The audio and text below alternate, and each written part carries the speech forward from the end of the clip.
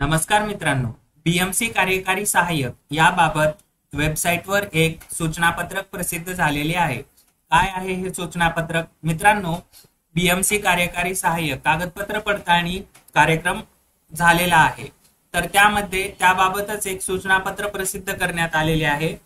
हे सूचनापत्र असे आहे की कागदपत्र प्रमाणपत्रांची पडताळणी 5 ते 9 मे 2025 या कालावधीमध्ये करण्यात आलेली आहे।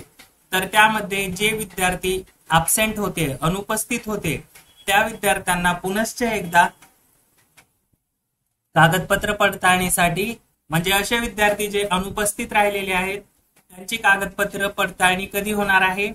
27/5/2025 ते 29/5/2025 म्हणजे येईल त्या 4-5 दिवसामध्ये त्यांची कागदपत्र पडताळणी होणार आहे।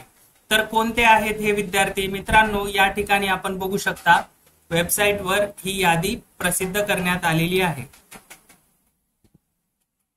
त्या विद्यार्थ्यांचे कागदपत्र पडताळणी बाबत शेड्यूल या ठिकाणी देण्यात आलेले आहे।